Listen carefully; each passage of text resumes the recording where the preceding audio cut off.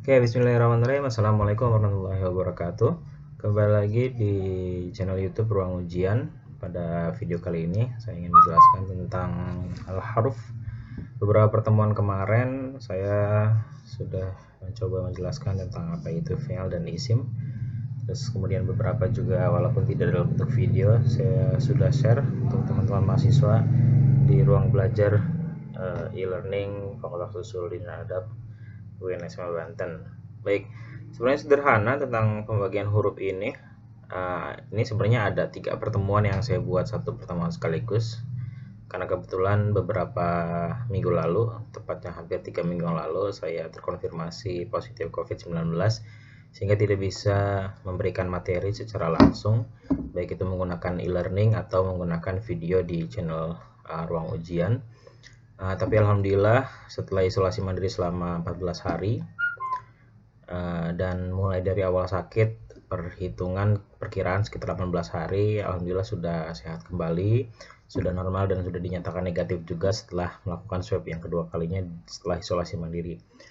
Semoga teman-teman semua tetap menjaga kesehatan, menerapkan protokol kesehatan dan juga 3M, menggunakan masker, mencuci tangan dan menjaga jarak. Itu yang paling terpenting karena kita masih dalam kondisi pandemi COVID-19. Semoga sehat selalu.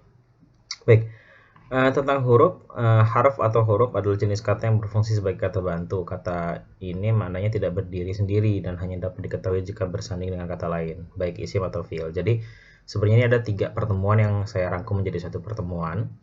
Yang pertama adalah huruf yang masuk ke dalam isim, lalu kemudian huruf yang masuk ke dalam fiil, dan juga huruf yang masuk ke dalam fiil. Pada dasarnya sebenarnya huruf itu punya fungsi yang pertama untuk menjarkan, kemudian menasabkan, yang kemudian menjazmkan, seperti itu.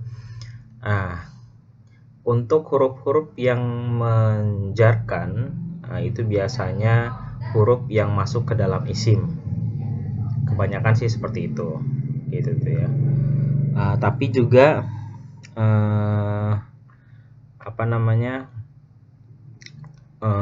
di dalam huruf yang menjarkan juga ada masuk ke dalam huruf yang menasabkan. Misalkan seperti kata hatta, di yang jar juga ada, lalu kemudian yang dinasab juga ada.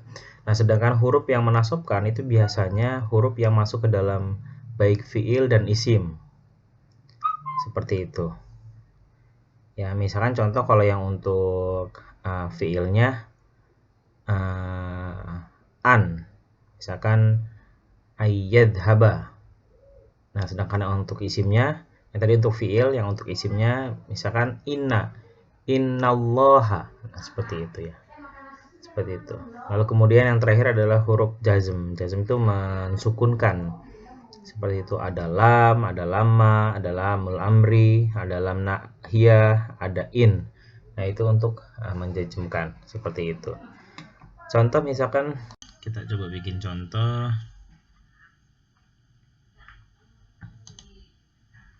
Nah, misalkan huruf yang masuk ke dalam isim. Huruf masuk ke dalam isim. Misalkan ada huruf jar. Misalkan huruf jarnya fi. Seperti itu. Kita kasih harokat biar lebih mudah. Fi misalkan seperti ini. Maka contohnya misalkan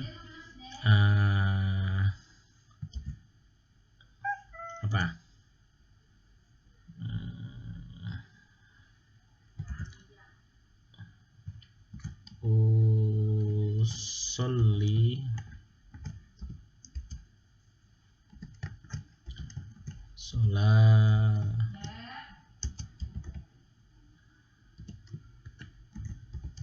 subhi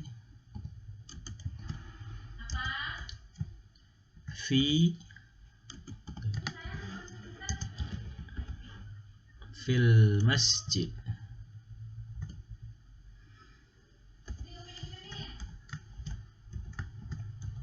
Nah, fil masjid. Nah, ini ada huruf, ada isim yang kemudian dia kemasukan huruf fi, yang fungsinya menjajarkan. yang harusnya ini al-masjidu, tapi karena kemasukan huruf jar yaitu fi, maka menjadi fil masjidi. Nah, seperti ini, fil masjidi. Ini huruf masuk ke dalam isim. Nah, ada juga yang tadi saya jelaskan, huruf yang masuk ke dalam yang menasobkan. Misalkan tadi inna, inna, seperti itu ya.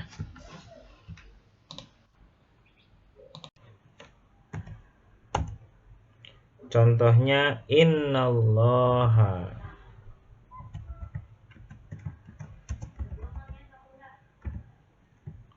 Innallaha. Nah,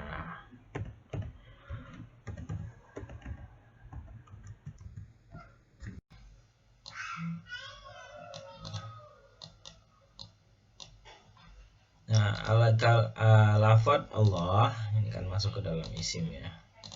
Nah, ini kemudian kemasukan harfu inna yang fungsinya untuk menasobkan menjadi fathah, maka lafaz Allah yang sebelum memasukkan inna adalah Allahu akan berubah menjadi innallaha. Seperti itu. Ini adalah huruf-huruf yang masuk ke dalam isim. Seperti itu. Ini yang fungsinya untuk menjarkan dan ini fungsinya untuk menasobkan. Oke. Sekarang kita coba huruf yang masuk ke dalam fi'il.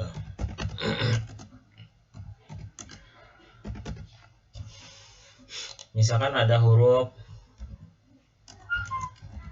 an tadi ya. Nah, maka ketika ada fi'il, misalkan ayyadhaba,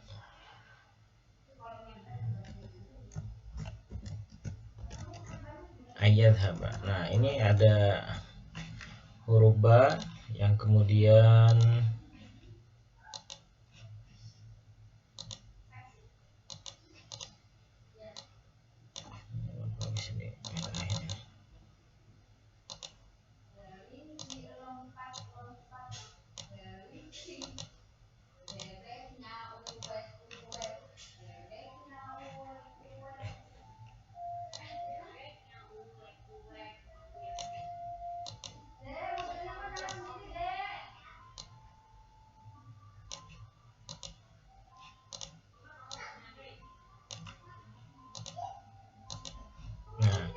ini ada huruf an, lalu kemudian kemasukan huruf fiil, lalu kemudian kemasukan huruf an.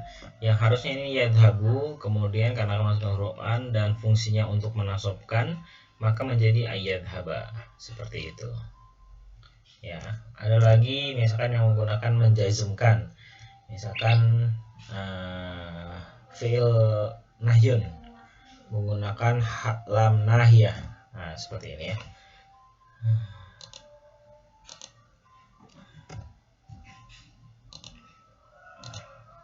Inilah menggunakan la nahiyah. Seperti itu ya lah.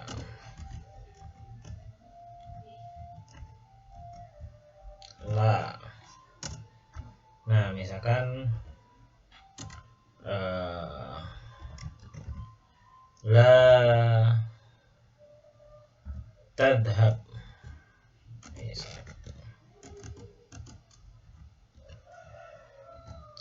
La tadhab.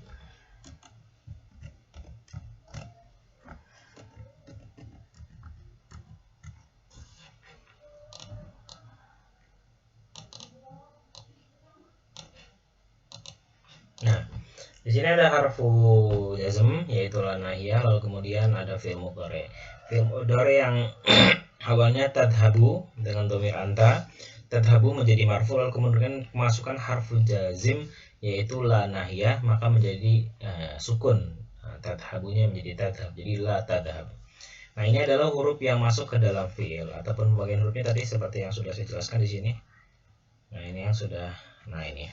Walaupun di sini saya belum tulis inna wa ana wa kana, ini kan juga harf nawasib ya, inna wa kana. Nah, yang tadi dijelaskan di atas bahwa huruf ini tidak bisa berdiri sendiri dan hanya dapat diketahui jika bersanding kata lain. Misalnya kata fi, di dalam.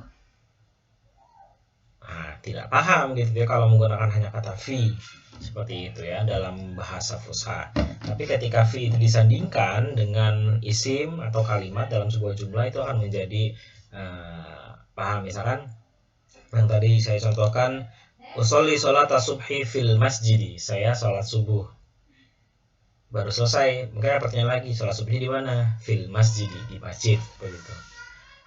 Gitu ya. Misalnya kata inna, sesungguhnya. Nah, nanti kan artinya sesungguhnya apa nih maksudnya? Nah, innallaha, misalkan innallaha sesungguhnya Allah, innallaha jamil, misalkan. Atau innallaha ghafurun. Ghafurun. Nah, ini Allah Maha Pengampun, seperti itu ya. Nah, sehingga tadi yang dijelaskan dalam pengertiannya bahwa huruf tidak bisa berdiri sendiri, karena kalau ketika inna saja, misalkan inna, orang menyebut inna sesungguhnya, nah kan ada pertanyaan sesungguhnya apa nih, seperti itu. Nah, ini adalah pembagian huruf yang masuk ke dalam isim dan yang masuk ke dalam fiil. Sejatinya huruf itu punya fungsi menjarkan, menasobkan, dan menjazmkan, seperti itu ya. Gitu.